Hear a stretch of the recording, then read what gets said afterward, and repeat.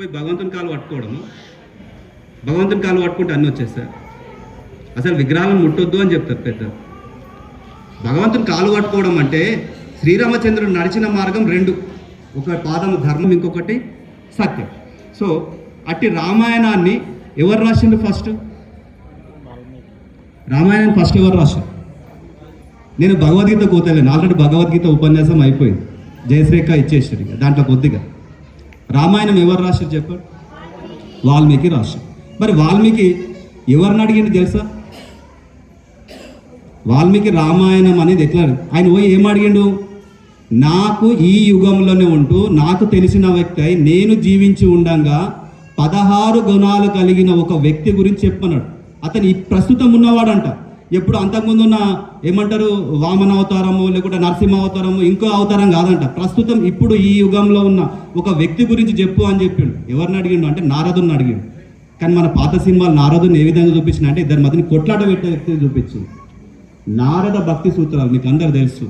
నారద భక్తి సూత్రాల్లో ఒక సూత్రం ఉంటుంది, నేను నమ్మిన దానికంటే ఏది పొందితే నీకు సుఖం అని నేను అనుకుంటానో అది నేను పొందడం కాదు, నా ప్రభు సుఖపడితే అంటే నా ప్రభు ఎవరైతే సుఖపడితే దానిని మించిన భక్తి లేదు అని చెప్పిన నారద భక్తి సూత్రాల్లో పాటించింది ఎవరు అని అంటే రామాయణ మహామాల రత్నాలు ఒకవేళ మనం ధరిస్తే దాంట్లో కొలికిపూస ఎవరు రామాయణంలో?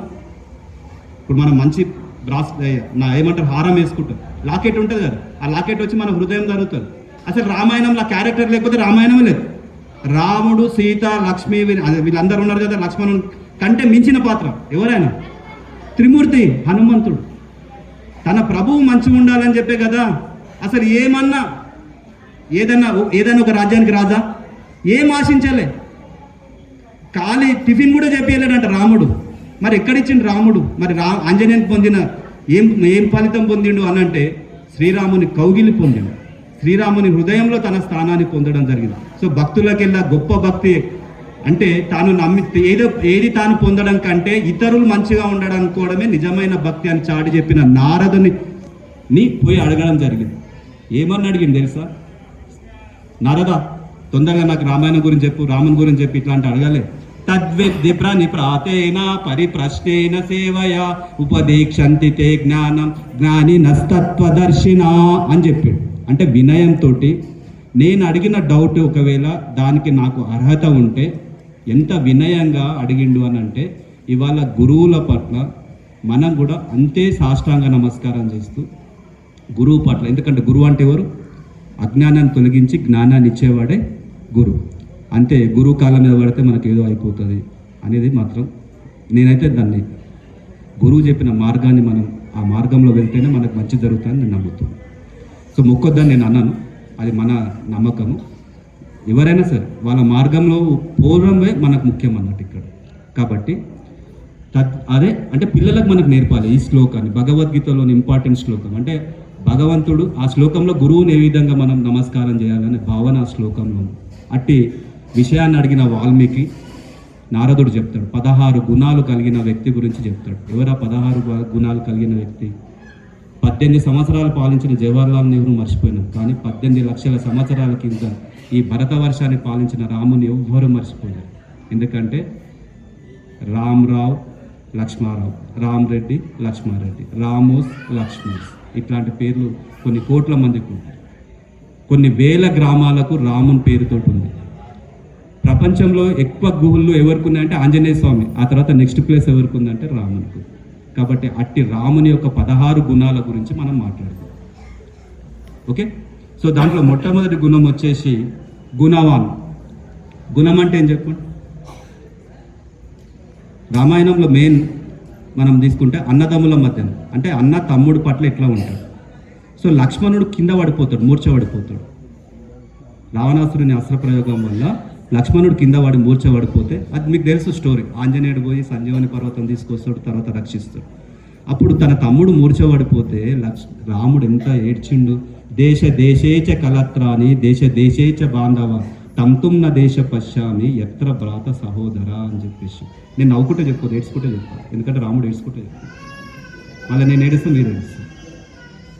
దేశ దేశేచ కలత్రాని తప్పుగా తీసుకోవద్దు, ఇక్కడున్న మాటలు తప్పుగా తీసుకోవద్దు. దేశ దేశేచ కలత్రాని ఎక్కడ పోయినా భార్య దొరుకుతాడట.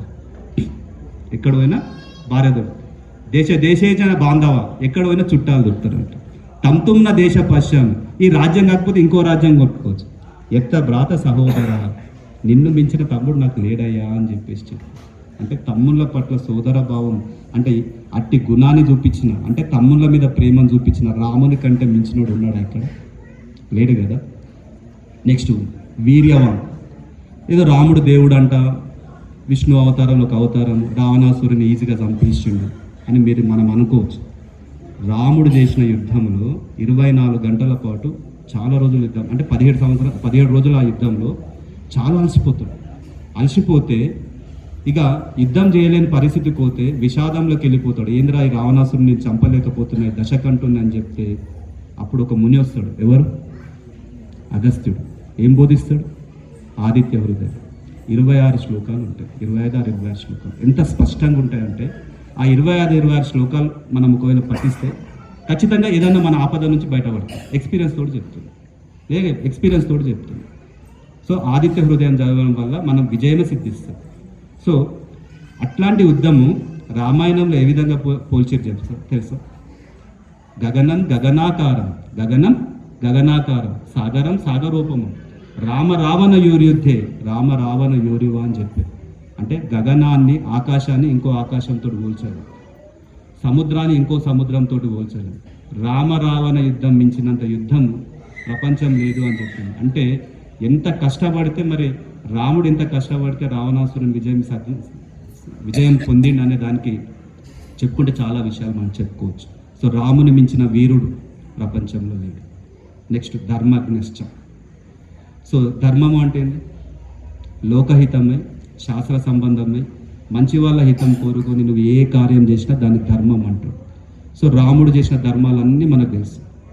అంటే అన్నదమ్ముల మధ్యన ప్రేమ, అడగంగానే వాళ్ళని చంపేసి రాజ్యాన్ని ఎవరికి అప్పగించాడు? తనే తీసుకుండా ఎవరికి ఇచ్చాడు? సుగ్రీవునికి ఇచ్చాడు. లంకను జయించాడు. అపి స్వర్ణమయి లంక నమే లక్షణ రోతతే జననీ జన్మభూమిశ్చ స్వర్గాదపి గరియేసను.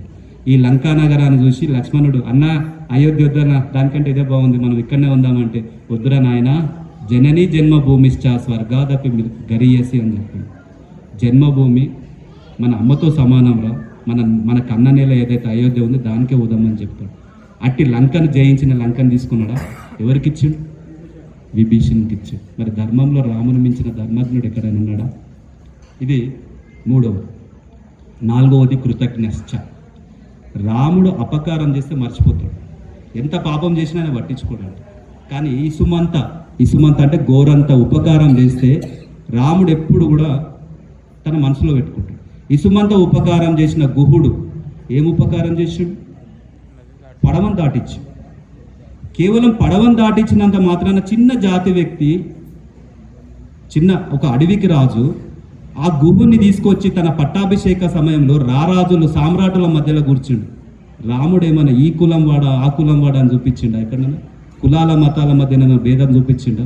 భేదాలు సృష్టించింది దేవుళ్ళ మనమే కదా, అవునా కదా? మరి ఇట్టి చిన్ననాటి సహాయం చేసిన గుహునికి ఆహ్వానం ఎవరితోటి పంపించిండ్రు? రామాయణ మహామాల రత్నం. ఆయనది ఏదైనా జేపీసీ జ్యువెలర్స్లోనో గాయత్రి జ్యువెలర్స్లో ఉండదమ్మా. రామాయణ మహామాల రత్నం అంటే రాముని గుణాలు మన శరీరంలో, మన హృదయంలో ఉంచుకోవడమే రామాయణ మహామాల రత్నం. దాంట్లో కొలికిపూస ఎవరు? ఆంజనేయ స్వామి. ఆంజనేయ స్వామితోటి ఆహ్వానం పంపిస్తాడు తన సామ్రాజ్య పట్టాభిషేకాన్ని. సో కృతజ్ఞతలో రాముని మించినోడు ఉన్నాడా? లేదు. నెక్స్ట్ దృఢవ్రత. దృఢవ్రత అంటే ఒక దృఢమైన నిర్ణయం తీసుకోవడం. అంటే ఏదైతే కార్యం అప్పగిస్తే ఆ కార్యాన్ని తప్పకుండా చేయడం, అంటే అది చేసేదాకా నిద్రపోకుండా ఉండడమే దృఢవ్రత అంటారు. మరి రాముని వెంట ఉన్నవాళ్ళు ఎవరు చెప్పండి? మంచి నిష్ణాతులు ఉన్నారా? సైనికులు ఉన్నారా రాముని వెంట? చెప్పండి ఎస్ఆర్ను. ఎవరున్నారు రాముని వెంట? మీకు అందరు తెలుసు ఎవరున్నారు. వానరాలు, బల్లూకాలు. అవి ఏ విధంగా యుద్ధం చేస్తాయి? గదా యుద్ధం చేస్తాయా? ఈవెన్ ఆంజనేయ స్వామి కూడా గదా యుద్ధం చేసినట్టు రామాయణంలో ఎక్కర్లేదు. హాత వజ్ర ఔర్ ధ్వజా విరాజ అన్నాడు. హాత వజ్ర, తన వజ్రమే, తన చేతే వజ్రాయుధం అని చెప్పిండు. కొట్టుడు కొడితే శ్లోకం ఉంది వాల్మీకి రామాయణంలో. కొట్టు ఒక దెబ్బ గుత్తే, ఛాతిలో ఒక గుత్తే రావణాసుని ముక్కు చెవులకి మొత్తం నెత్తులు బయటకు వస్తుంట. ఆ హాత వజ్ర ఔర్ ధ్వజా విరాజ. సో ఇక్కడ దృఢవ్రతుడు అనంటే ఏదైనా కార్యాన్ని తీసుకుంటే ఆ కార్యాన్ని సాధించేదాకా. ఏమైనా దశకంఠుడు సామాన్యుడు కదా, కొట్టేద్దామన్నాడు. త్రికుటాచలం పైన ఉన్న లంక, కాంచన లంకను కొట్టడం ఎంత ఈజీయా అంటాడు. రామసేతు నిర్మించాలి, నిర్మించడం అయ్యా అని చెప్పి ఎంతసేపు అయ్యా అని చెప్పేస్తాడు. సో రాముని మించిన దృఢవతుడు మనకు ఎక్కడా దొరకడు. ఇది 6వది. మొత్తం 16 గుణాలు ఉన్నాయి. నెక్స్ట్ 7వది చారిత్ర్యేనచ యుక్త. చారిత్ర్యేనచ యుక్త అంటే కొంతమంది తాతల పేర్లు చెప్పుకుంటారా? ఇక నందమూరి వంశంలో వాళ్ళు తొడలు కొడుతుంటారు, ఇంకొకరు వంశంలో కొడుతుంటారు. చరిత్ర అంటే ఏంటి? నడవడిక. నువ్వు గురించి చెప్పు రాబాయ్, నీ తాతల గురించి అని చెప్తాను. ఫస్ట్ నీ గురించి చెప్పు. పిల్లని ఇవ్వాలంటే తాతలు ముత్తాతలను చూసిస్తారా, పిల్లగాని చూసిస్తారా? చెప్పు. పిల్లగాని యొక్క నడవడికను చూసే కదా పిల్లని ఇస్తారు, అవునా కదా? సో చరిత్రలో ఇచ్చిన మాటకు నిలబడ్డాడు. తండ్రిలో సత్యం ధర్మం ఏదైతే చెప్పిండో, తండ్రికి సత్యమా ఏదైతే తండ్రి చెప్పిన మాట కోసమే కదా తను వనవాసంకి వెళ్ళిండు. ఎక్కడన్నా ఏమంటారు, ఈవినింగ్ ప్రెస్ మీట్ పెట్టి నా రాజ్యం నాకే కావాలి అని చెప్పేసి గిట్ట అట్లా ఏమైనా ఎదురు తిరిగిండా? లేదు కదా. అట్లాంటి చరిత్ర కలిగిన రాముడిని మించిన వాడు ఎక్కడన్నా ఉన్నాడా? లేడు కదా. 8 సర్వభూతేషు హిత. సర్వభూతేషో హిత అంటే నేను బాగున్నా, నా తమ్ముడు బాగున్నాడు, నా చెల్లెలు బాగున్నాడు, నా ఫ్రెండ్స్ బాగున్నారు, పక్కనున్న డబ్బులంతా నాతో ఉంటే బాగుండే అంటే సర్వభూత హితే రత అంటే అన్ని భూతాల హితం కోరుకోవడం. అన్ని భూతాల హితం కోరుకోవడం. శత్రువుని తమ్ముడు వచ్చినా సరే సకృదేవ ప్రపన్నాయ తవా స్మితయాచతే అభయం సర్వభూతేభ్యాం దదామేతత్ వ్రతం మమ. రామాయణంగా ఇది భగవద్గీత రామాయణం. సకృదేవ ప్రపన్నాయ తవాస్మిత యాచతే. ఎవడైనా సరే, వాడు ఎంత పనికిమాలినోడైనా సరే, వాడు శత్రువు తమ్ముడైనా సరే, నీవే నాకు దిక్కు అని చెప్పి ఎవడొస్తే వాడిని నేను శరణాగతి ఇచ్చేస్తా, వాడిని నేను కాపాడుతా, ఇది నా వ్రతం అని చెప్పిండు. సత్యనారాయణ వ్రతం అని చెప్పాలి. ఇది నా వ్రతం, ఇది నా దీక్ష, ఎవరినైనా సరే నేను కాపాడుతా అని చెప్పిండు. సర్వతః పానిపాదం తత్ సర్వతోక్షి శిరోముఖం సర్వతః మావృత్తే సర్వ. శ్లోకం ఉంది మీకు అందరికీ. సో ఎక్కడ పోయినా భూతాత్మనం భగవద్గీతలోని అన్ని శ్లోకాలలో కూడా అన్ని జీవుల్లో నేనున్నాను చెప్తాడా చెప్పడా? ఇక నాకంటే నిష్ణాతులు ఉన్నారు పారాయణం చేసేవారు.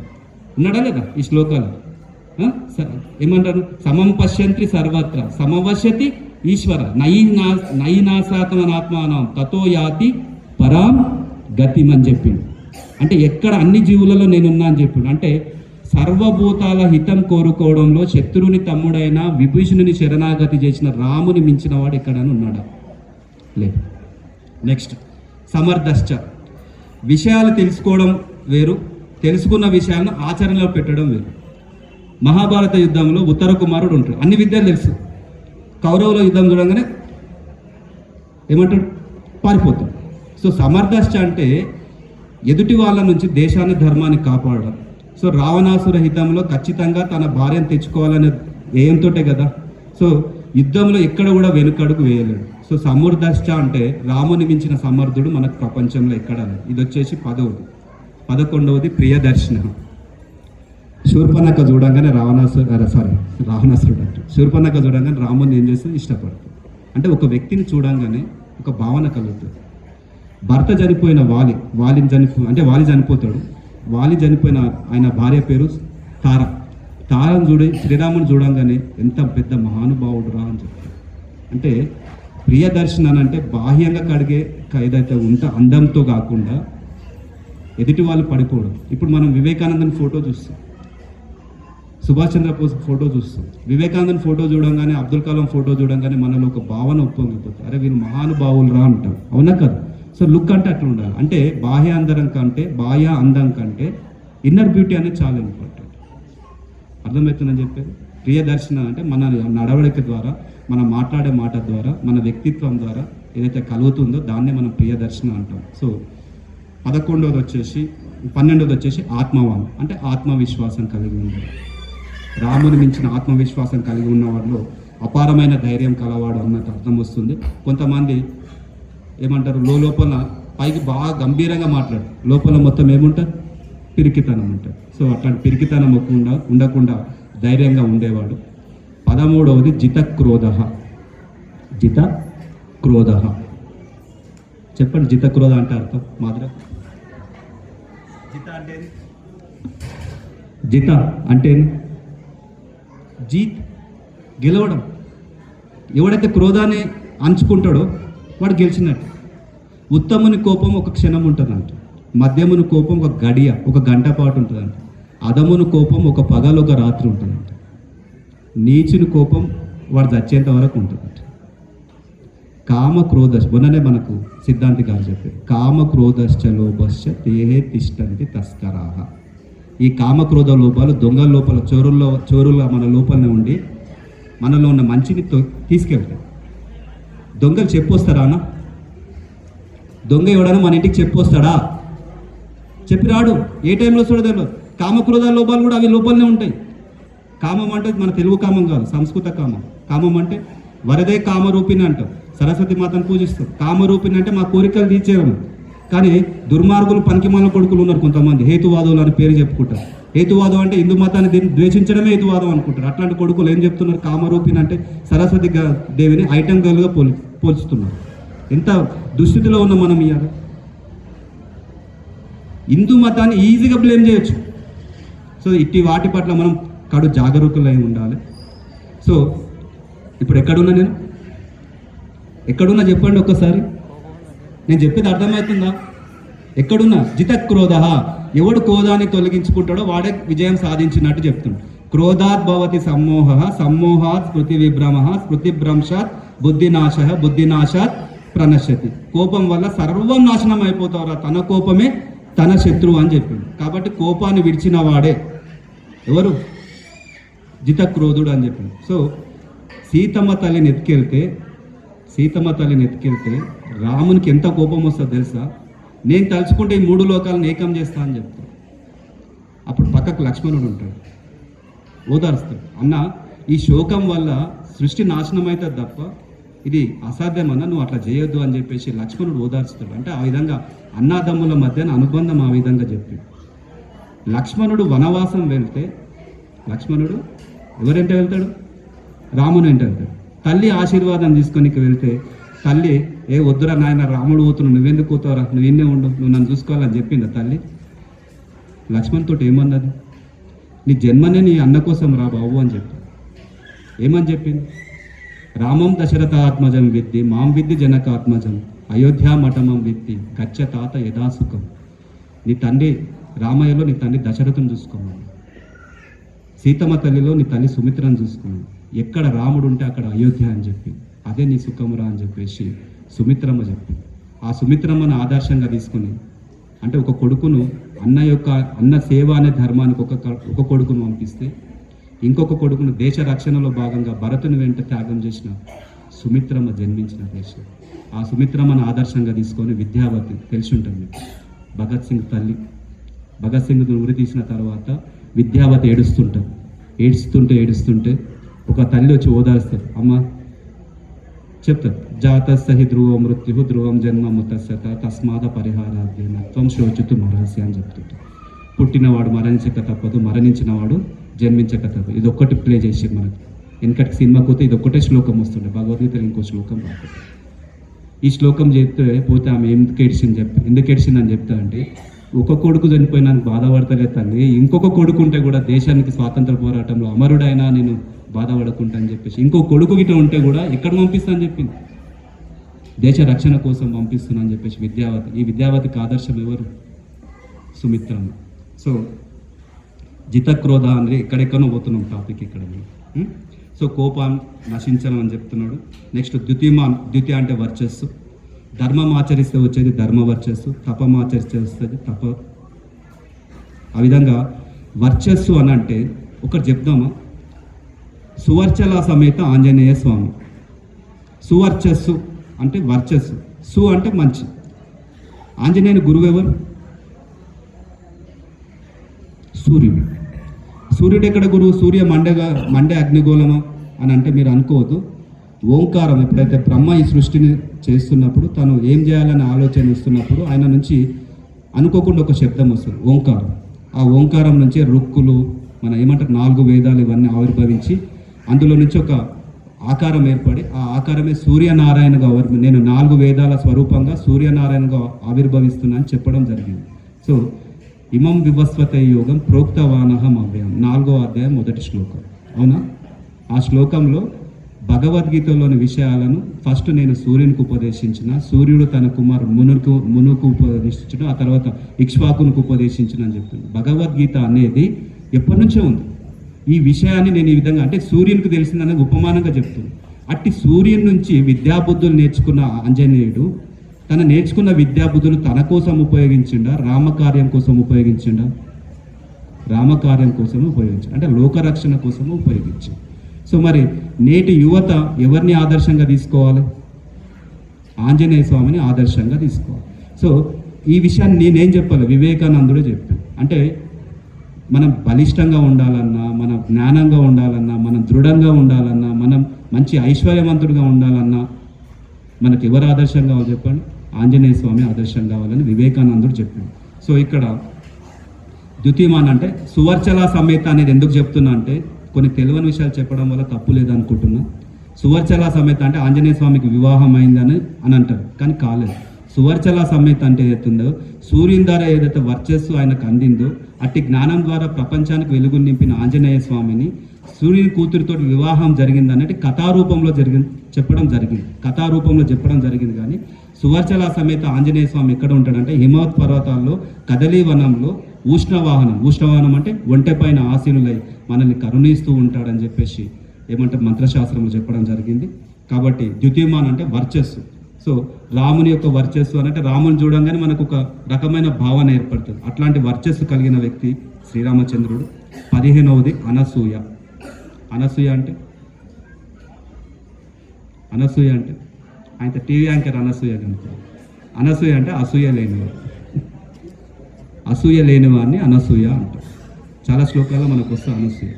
సో ఎక్కడ కూడా ఏ అసూయ పాటించలేదు, అన్ని నాకే కావాలని ఇట్లాంటి కోరికలు లేవు. రాగద్వేషాలకు అతీతంగా రాజ్యాన్ని పాలించిన మహానుభావుడు శ్రీరామచంద్రుడు కాబట్టి 16వది కస్య బిజ్జది దేవాస్య జాత రోషస్య సంయుగే అని చెప్తున్నాడు.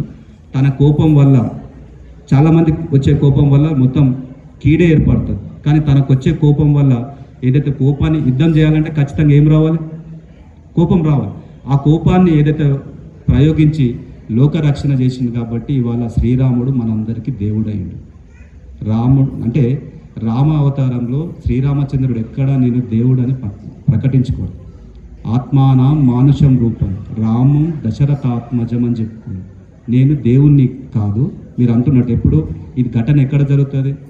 సీతమ్మ అగ్ని ప్రవేశం జరిగినప్పుడు మొత్తం దేవతలందరూ రావడం, అయ్యా నువ్వు విష్ణు అవతారము, నువ్వు సీతమ్మ సాక్షాత్ మహాలక్ష్మి, ఆమెను అగ్ని ప్రవేశం చేపియొద్దు అని వస్తే ఆయన చెప్తాడు, నేను మీరు అన్నట్టు నేను మనిషిని, నేను దశరథుని పుత్రుడు అని చెప్పి చెప్తాడు. అంటే రాముని దేవుని కంటే మన నాలుక మీద రాముని అనడానికంటే రాముని గుణాలను మన హృదయంలో ఆపాదించుకుంటే మనం నిజమైన రామ భక్తులు. కాబట్టి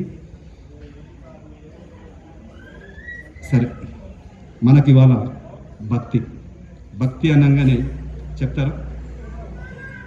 ముగిస్తాను. నాకు టైం కూడా 9 o'clock కదా ఎప్పటి క్లోజ్, ఒక 5-10 నిమిషాల్లో ముగిద్దాం.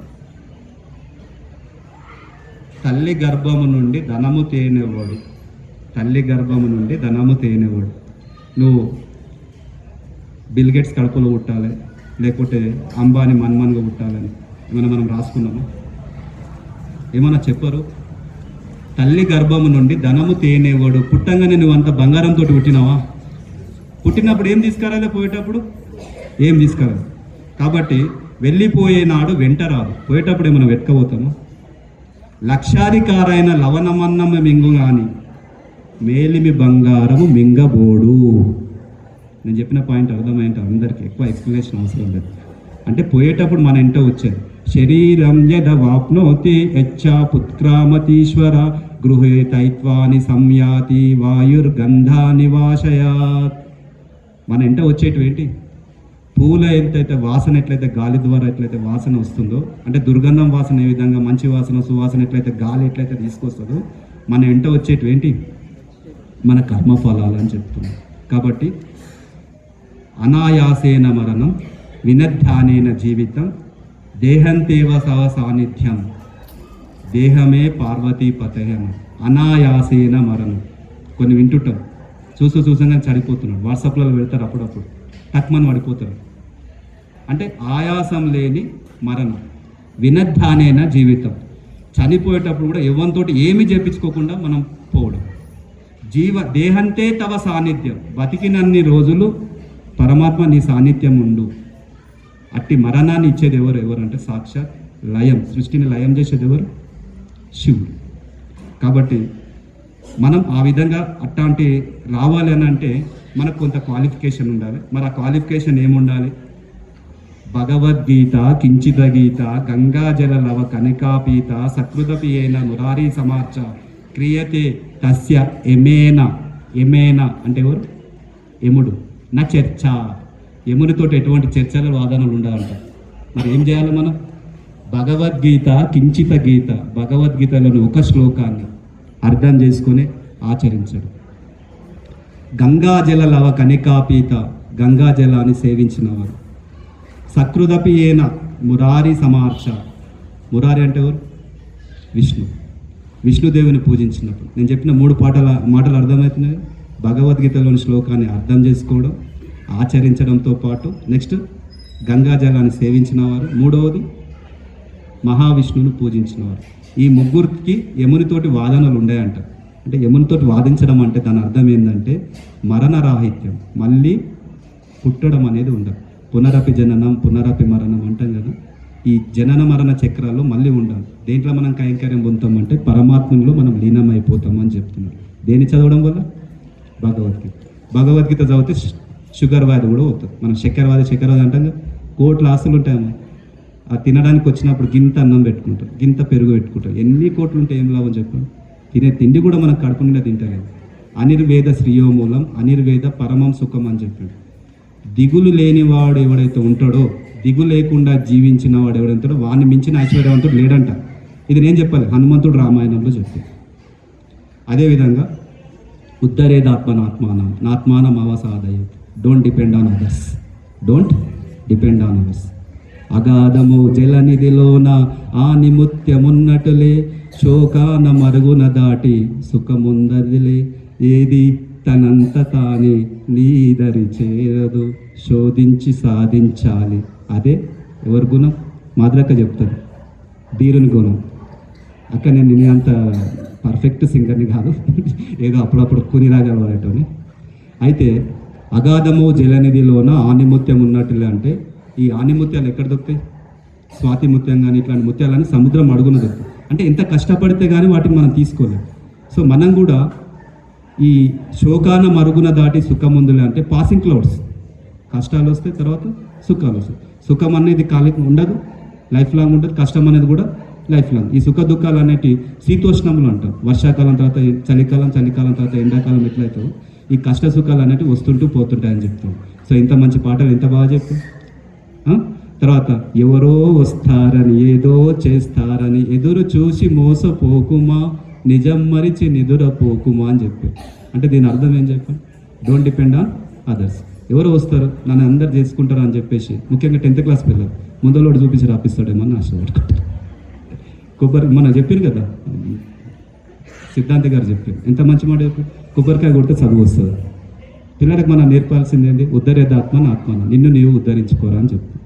ఇవాళ స్ట్రెస్ ఎక్కువ అవుతుంది. ఇవాళ యూత్ పిల్లలు ఏమవుతారు?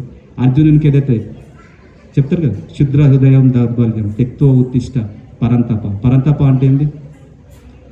విరాట్ కోహ్లీ క్రికెట్ మ్యాచ్ ఆడుతున్నంతసేపు ఇండియా గెలుస్తుందని అనుకుంటాం కదా. పరంతప అంటే అర్జునుడు యుద్ధానికి వచ్చిన అనుకో శత్రువులు గుండెల్లో ఇది పడుతుంది అన్నట్టు. అంటే ఇక యుద్ధం ఇక ఓడిపోయినట్టే అని అంటారు, వాడిని పరంతప అంటారు. అట్టి పరంతప యుద్ధంలో ఎందుకు ఏడ్చిండు? కోర్టు లేవని ఏడ్చిండా, రాజ్యాలు లేవని ఏడ్చిండా? ఎందుకు ఏడ్చిండు చెప్పండి? తన మేనమామలు, తన తాతలు, తన గురువులు చనిపోతారు, ఇట్టి పాపానికి నేను ఒడుగొట్టొద్దని చెప్పే కదా అర్జునుడు ఏడ్చిండు. అట్టి ఏడ్చిన అర్జునునికి 700 శ్లోకాల భగవద్గీత చెప్పి దానివల్ల అర్జునునికి విజయం వచ్చిందా లేకుంటే అడవుల పాలైందా? మిమ్మల్ని అడుగుతున్నా, చెప్పండి. అర్జునుడు విజయం సాధించింది కదా, అంటే భగవద్గీత అంటేనే విజయం. సో ఆత్మౌపమ్యేన సర్వత్ర సమం పశ్యతి అర్జున సుఖం వా యది వా దుఃఖం అని చెప్తున్నాడు. అంటే దీన్ని ఏ విధంగా అర్థం చేసుకోవాలంటే పక్కనున్న వాడి యొక్క విజయం కానీ అపజయం కానీ గెలుపు కానీ సుఖము కానీ ఓటమి కానీ ఏదైతే ఉన్నాయో అవన్నీ నావిగా భావించాలి. ఇదేం సార్ మీరు కొత్తగా చెప్తున్నారు, వాడిని అవుతే నేనెందుకు నవ్వాలి, వాడి విజయం వస్తే నేనెందుకు సంబరాలు చేసుకోవాలి అని అంటే, ఏదైతే నువ్వు హాయి అని పొందాలనుకుంటున్నావో, ఏదైతే సుఖమని నువ్వు పొందాలనుకుంటున్నావో, ఏదైతే నాకు ఇది మంచిదని అనుకున్నావో దానిని నువ్వు ఏదైతే పొందాలనుకుంటున్నావు దాన్ని ఇతరులకు కలిగించును. అనుకోవడం కాదు, ఇక్కడ దీన్ని అర్థం చేసుకోవడం చాలా ఉంటుంది, మన లాజిక్ ఆలోచించి చాలా ఉంటుంది. అనుకోవడం కాదు, నువ్వు ఏదైతే హాయిని పొందాలనుకున్నావు, ఏదైతే సుఖాన్ని పొందాలనుకున్నావు అది ఇతరులకు కలిగించు. అంటే లోక కళ్యాణం కోసం ఉపకార గుణం కలిగి ఉండని అర్థం చేసుకోవాలి తప్ప నీది నా ఫీలింగే, నేనంటే నాలేని ఏమంటారు కదా, అంటే జనరల్గా ఏమంటారు సానుభూతి కంటే కూడా తోచినంత సహాయం చేయమని చెప్పడానికి అర్థం చేసుకోవచ్చు. ఒకవేళ ఎవరు నన్ను అపకారం చేయొద్దు అని అంటే కూడా నువ్వు ఇతరుల పట్ల కూడా అపకారం చేయొద్దు అని చెప్పి ఎవరు పరమాత్మ చెప్పి.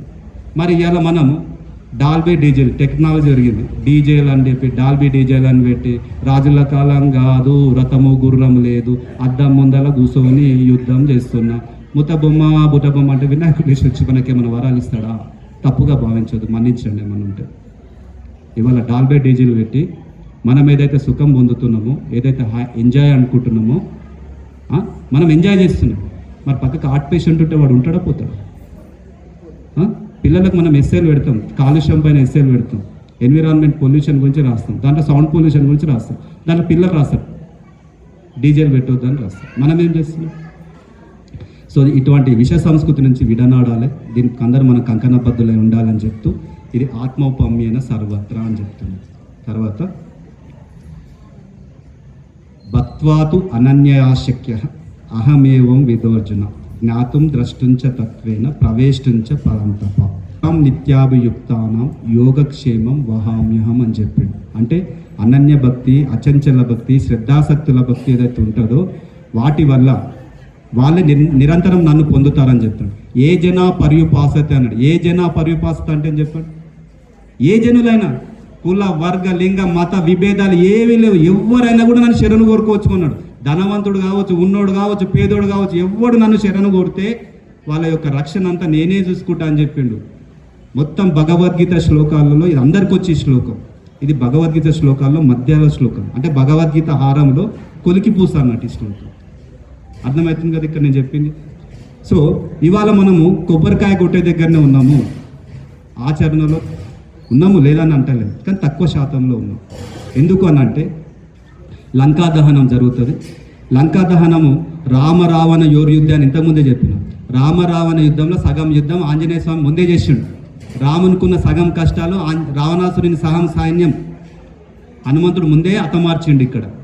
సో అంత పని చేసినందుకు హనుమంతుడు రావణాసురుని దగ్గరికి వెళ్ళడం, కేవలం హనుమంతుడు రావణుని దర్శనం చేసుకోనికి దంత చేస్తాడు.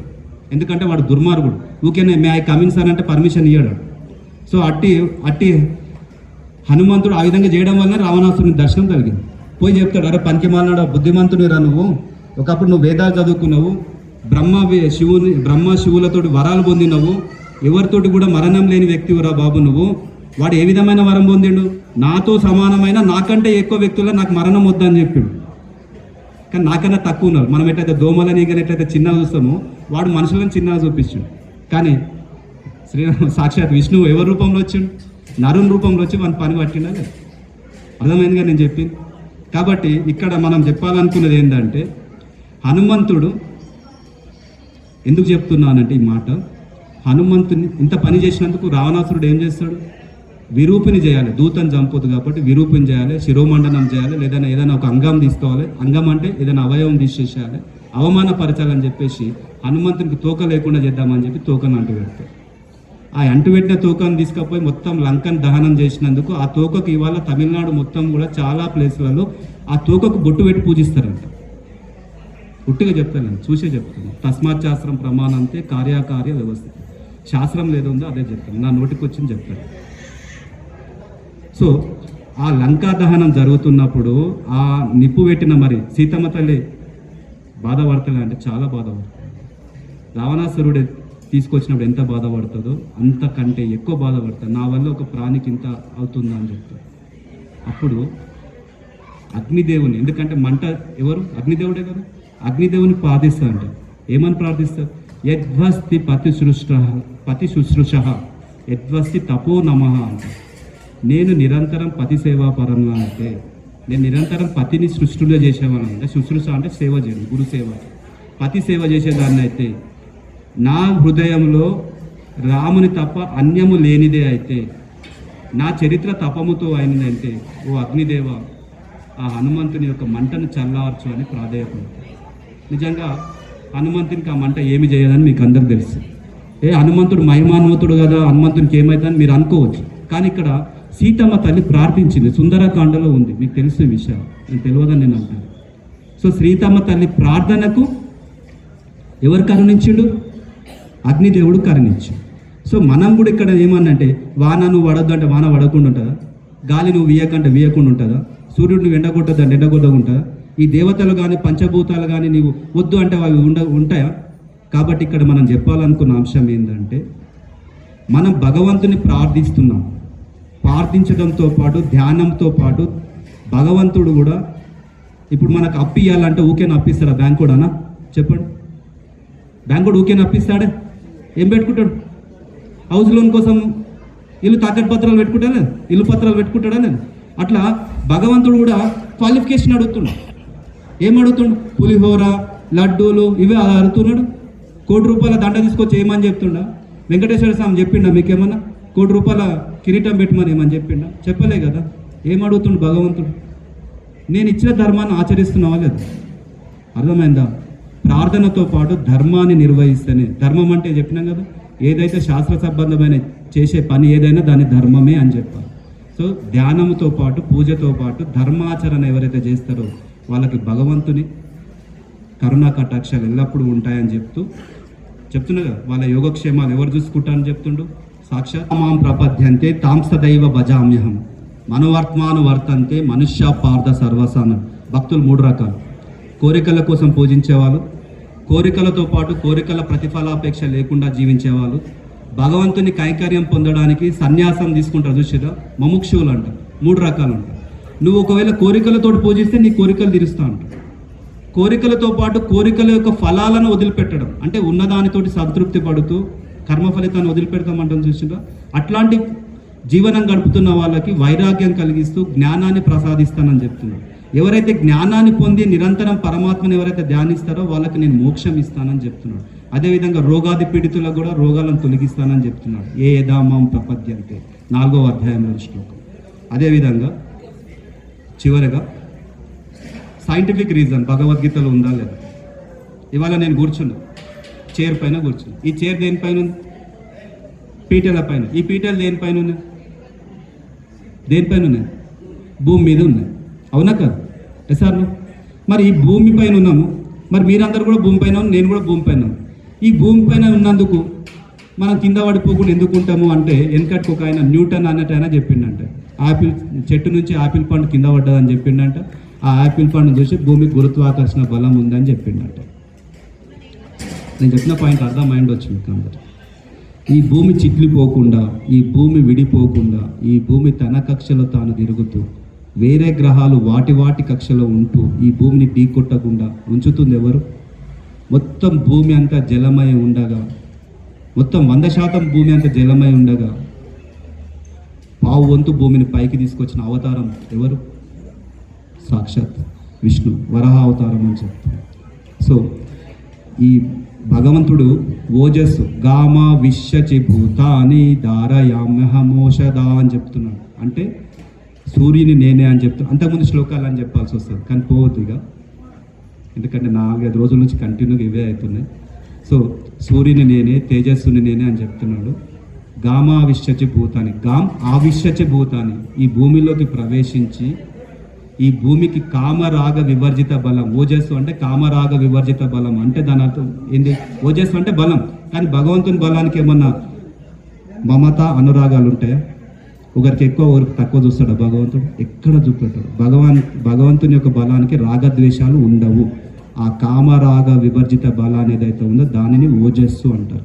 ఆ ఓజస్సుతోటి చంద్రుడి నుంచి ఏమంటారు, సోమరూపంలో, రసాత్మకమైన సోమరూపంలో, ఆ ఔషధాల రూపంలో ఆ భోజనాన్ని ఏదైతే మనం తింటున్న ఆహారం ఏదైతే ఉందో అది నేనే అని చెప్పిండు. ఎవరు?